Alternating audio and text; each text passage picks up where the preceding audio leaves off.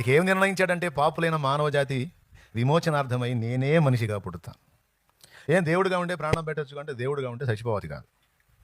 ఎవడన్నా నీటి తెచ్చి పొడిచాడు అనుకో ఊరుకోరా అంటాడు. ఎందుకంటే దేవుడికి చావు లేదు కనుక, దేవునికి స్తోత్రం కలుగునుగా. అర్థమైందా? కత్తి తెచ్చి పొడిచాడు అనుకో ఏం చేస్తున్నావురా పోరా పక్కన అంటాడు. ఎట్లా చచ్చిపోతాడండి? కుదరదు. ఆయన దేవుడుగా ఉంటే రెండు కుదరవు, పూర్తి మహిమతో ఉంటే రెండు కుదరవు. నంబర్ 1, ఆయన ప్రాణం పెట్టడానికి కుదరదు. నంబర్ 2, అసలు ఈ భూమి ఆయన మోపదు.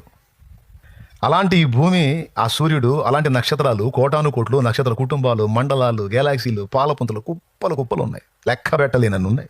ఇన్నిటిని నిర్మించినవాడు ఎంత పెద్దోడై ఉంటాడు ఊహించండి. ఇంత పెద్దవాడి దీనిలో ఎట్టబడతాడండి. ఇప్పుడు నా షర్టుకి గుండె ఎంత ఉంది? ఈ గుండెలోకి నేను రాగలనా? ఇంత పెద్ద పర్సనాలిటీ గుండెలో పట్టిద్దా?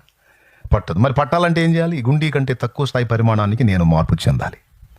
అలాగున ఈ భూమి మీదకి ఆయన ప్రవేశించడానికి సృష్టికర్త మరి ఆయన అంత పెద్దోడు జాన్తో కొలిచాడంటే చూడండి.